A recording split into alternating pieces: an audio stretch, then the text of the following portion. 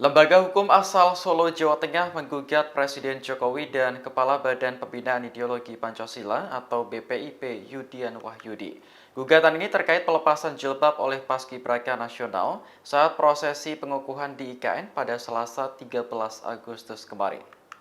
Lembaga Pengawasan dan Pengawalan Penegakan Hukum Indonesia (LP3HI) melayangkan gugatan hukum ke Pengadilan Negeri Solo pada Kamis 15 Agustus kemarin. Ketua LP3HI Arif Sahudi mengatakan gugatan itu dilayangkan bersama Ketua Umum Yayasan Mega Bintang Boyamin Saiman didampingi anggotanya.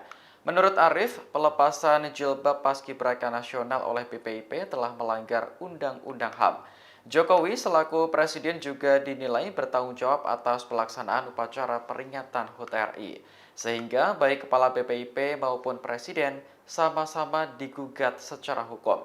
Arif mengaku heran dengan aturan terbaru ini karena sejak era reformasi tidak ada larangan berjilbab untuk paskibraka.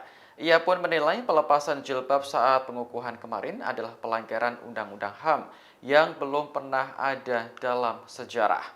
Adapun dalam gugatan ini, Jokowi dan Yudian diminta menyampaikan permintaan maaf dalam bentuk iklan di media massa. Selain itu, mereka juga harus membayar ganti rugi 100 juta rupiah untuk biaya pemulihan paskibraka dan 100 juta rupiah terkait pelepasan jilbab saat pengukuhan. Download Tribun X sekarang, menghadirkan lokal menjadi Indonesia.